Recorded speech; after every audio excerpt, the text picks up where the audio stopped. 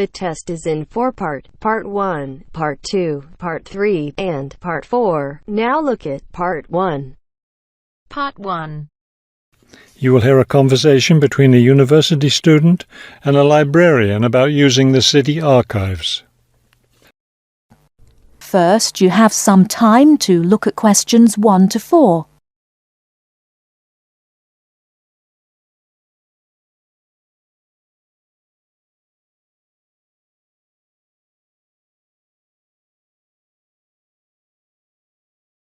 Now we shall begin. You should answer the questions as you listen, because you will not hear the recording a second time. Listen carefully and answer questions 1 to 4.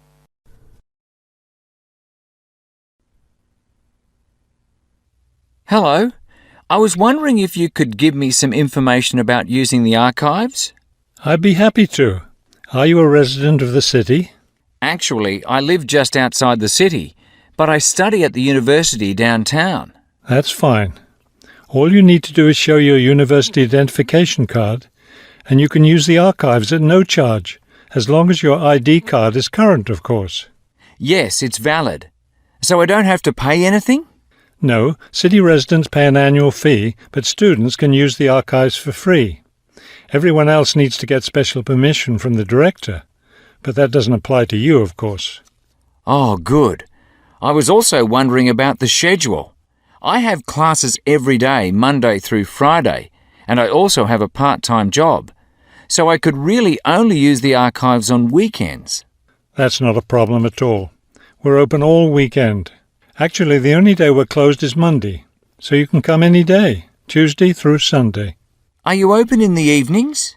Yes, we're open from 9:30 in the morning until 8:30 in the evening. That will fit my schedule well.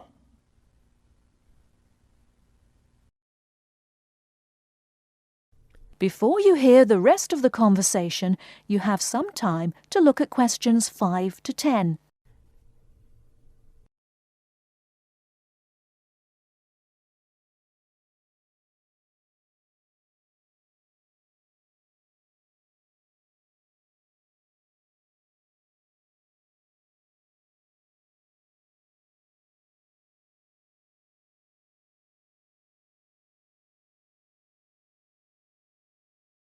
Now listen and answer questions 5 to 10.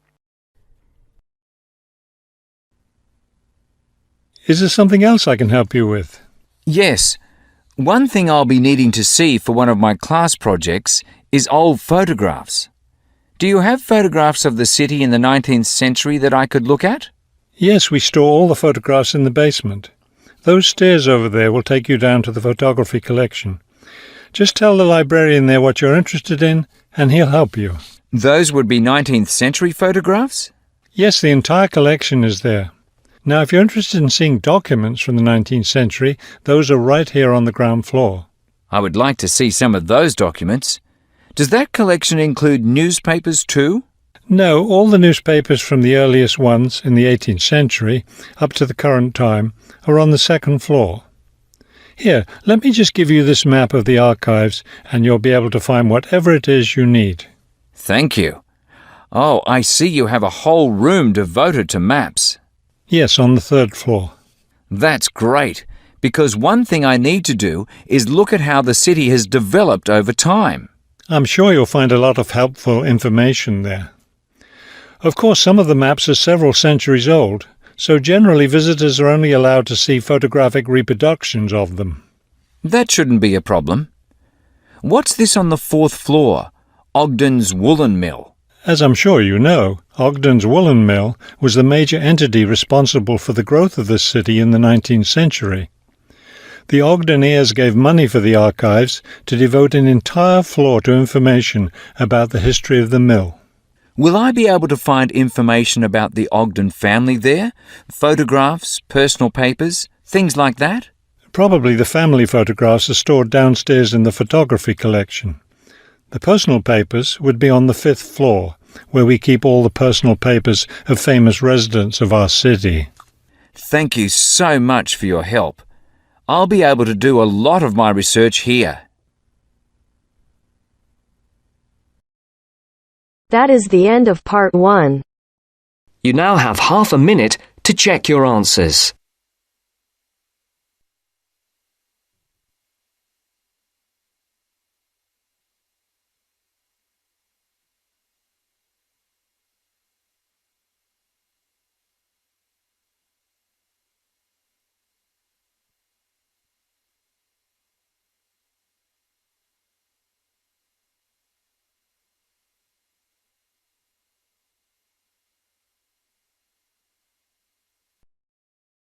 Now turns to part 2. Part 2. You are going to hear a conversation. First, you have some time to look at questions 11 to 17.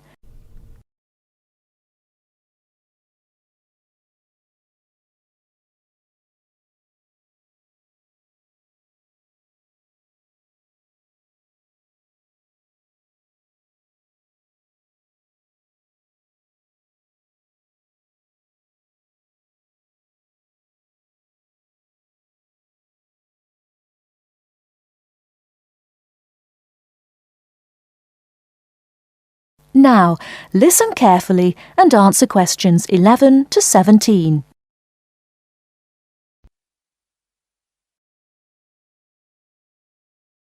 Rita speaking. What should I do for you? Oh, hi. I'd like to order some stationery. Could I know your name? Jackson Paris. Right. Can I just confirm your account number and the name of your company, Jackson? Sure. The number is 692411. 692411. Right. And you're from Rainbow Computer? No, the company is Rainbow Communications. Oh, OK. I'll just fix that on the system. Communications. And what would you like to order, Jackson? Envelopes. We need a box of A4, that is, normal size envelopes. White, yellow or manila? We'll have the plain white, please, but the ones with the little windows. OK, 1 box. A4, white. Just 1 box, was it? On second thoughts, make those 2 boxes. We go through heaps of envelopes. As a matter of interest, are they made from recycled paper? No, you can't get white recycled paper. The recycled ones are grey, and they're more expensive, actually. Right, we'll stick to white then. Something else, Jackson? Yes, we need some coloured photocopy paper. What colours do you have? We've got purple, light blue, blue, light green, whatever you want pretty much. There are 500 sheets on the pack. Let me see. We're going to need a lot of blue paper for our new price lists. So can you give us 10 packs, please? Make sure it's the light blue, though. 10 packs of the light blue. Anything else that we can help you with? Let me think. What else do we need? I'm sure there was something else. Pens, paper clips, fax paper, computer supplies, office furniture. Oh, yes. We need floppy disks. Do you have those nice coloured ones? Yes, but they're a bit more expensive than the black ones. That's all right. I'm not paying anyway. Right, floppy disks. What about diaries next year? We've got them in stock already, and it's a good idea to order early. No, I think we're all right for diaries, but something we do need is one of those big wall calendars. You know, one that shows the whole year at a glance. Do you stock those? We certainly do. OK, can you include a wall calendar then, with the other stuff?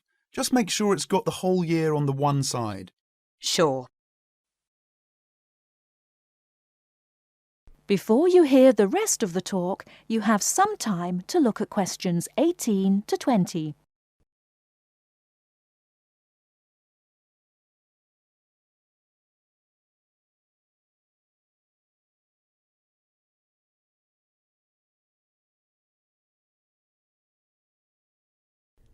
Now listen and answer questions 18 to 20.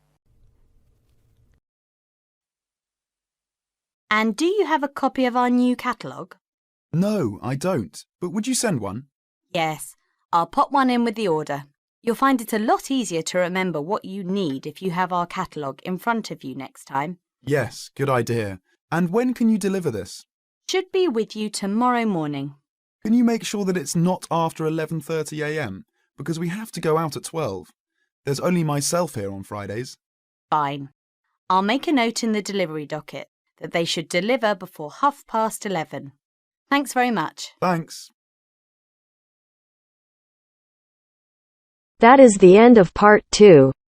You now have half a minute to check your answers.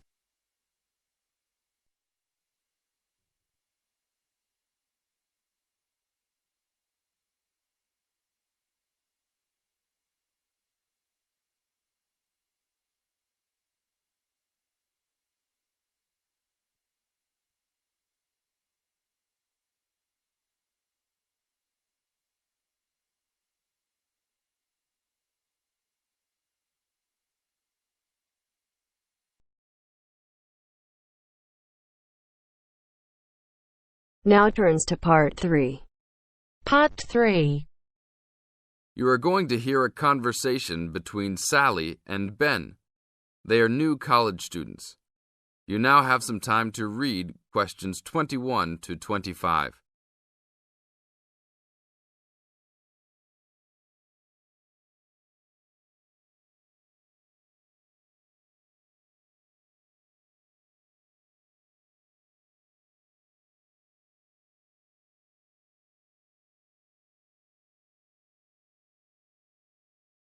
Now, listen to the first part of the conversation and answer questions 21 to 25.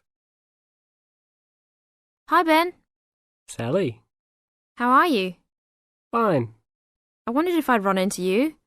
When did you get here? I only arrived last night, just in time. I prefer to travel on Sundays to miss the working rush. I suppose you arrived in plenty of time. Oh, I've been here for 4 days now, so it must have been Thursday that I arrived. I like to have a good chance to look around and settle in. I should have come earlier too. I'm hoping to get a part-time job. Well, you've no time today, I suppose. Do you still plan to be an architect? Yes, it's what I've always wanted to do. And you were planning to do economics, weren't you? Yes, I was, but now I've decided on psychology instead. How many textbooks do you have to get? I've been given this long list, and I'm sure they'll cost a fortune. See? That looks a lot. It's longer than my list. Well, it's 14 all told. So I might use library copies instead of buying some of them. What about you? I'll probably buy the whole lot of mine because I only have 5 on my list, although I'm sure there are many more I'll have to read. Luckily, we don't have to read them all straight away. Have you got your class timetable yet? It came with the book list. When do your lectures start? Tuesday. That's tomorrow. How about yours? Oh, I've got an extra day, the day after yours start. Now you have some time to read questions 26 to 30.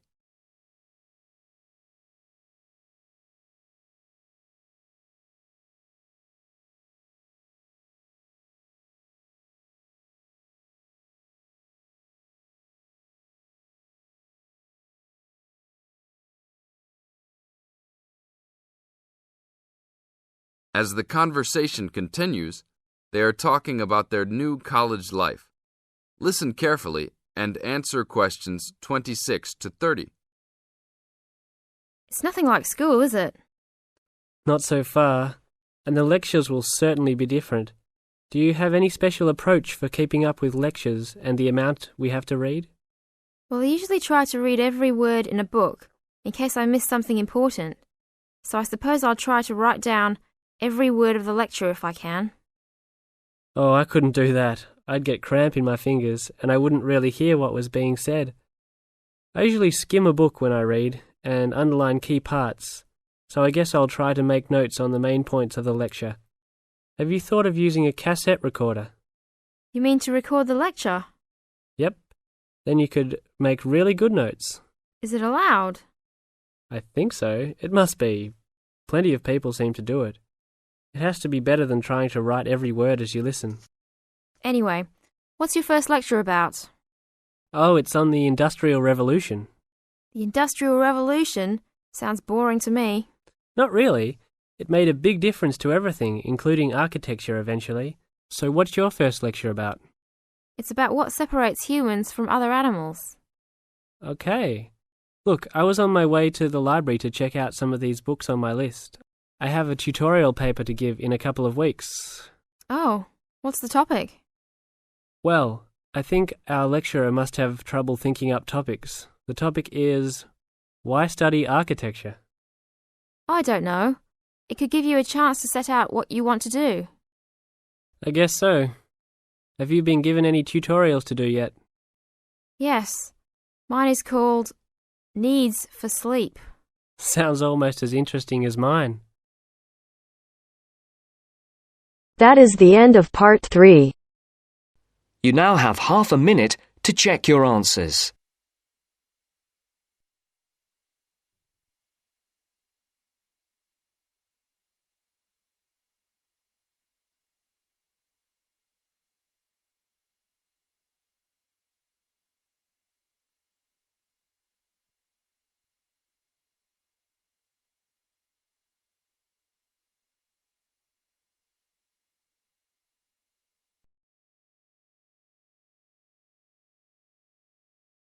Now turns to part 4. Part 4. You are going to hear a talk on Canada. First, you have some time to look at questions 31 to 40.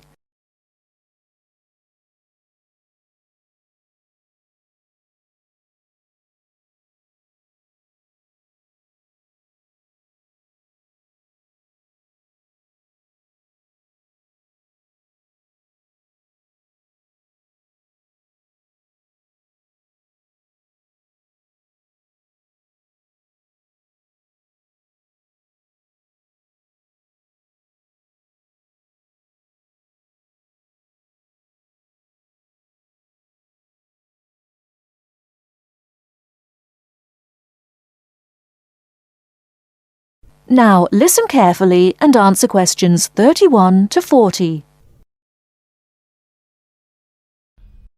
Good morning and welcome to this talk on Canada. Many people think of Canada as a land of ice and snow. They think of it as a young country with few inhabitants, a country of English-speaking white people.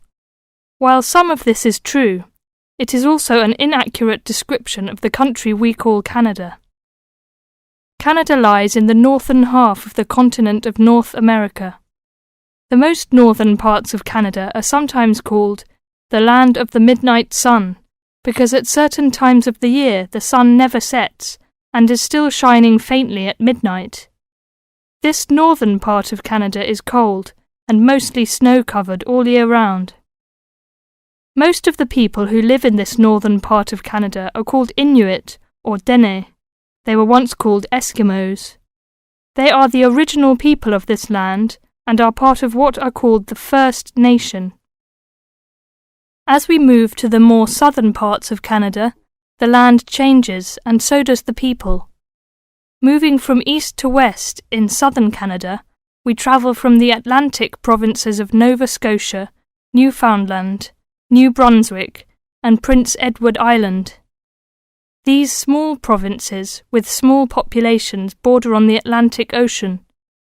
The land in these provinces is not very fertile, so fishing, forestry and mining are the main industries, although in some small areas, agriculture is also important.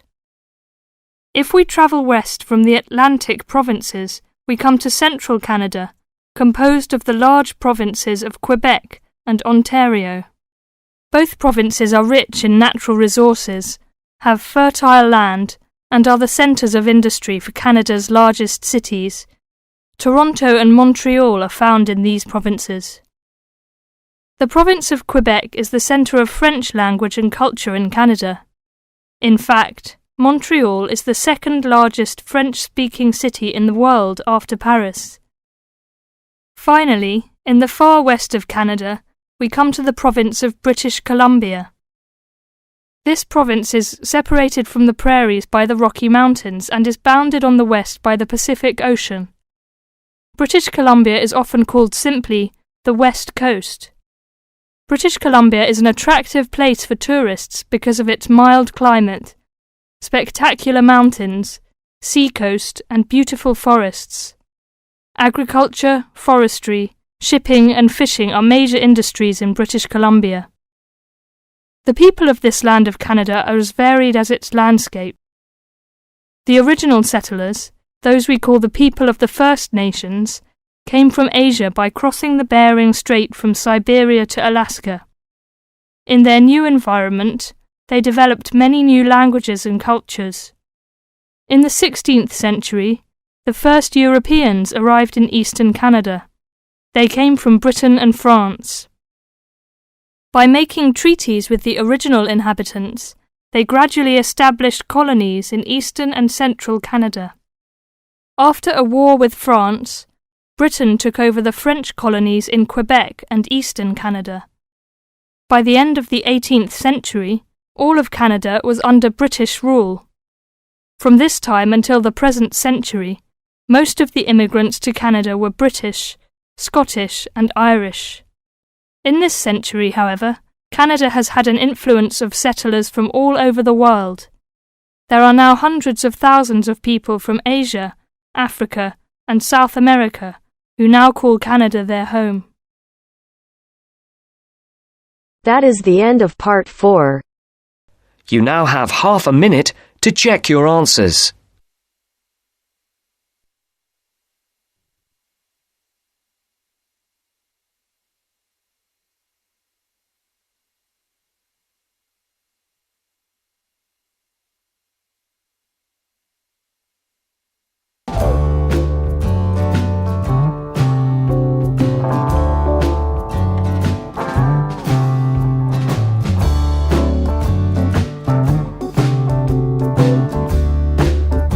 That is the end of the test. You now have 10 minutes to transfer your answers to your Ielts listening answer sheet.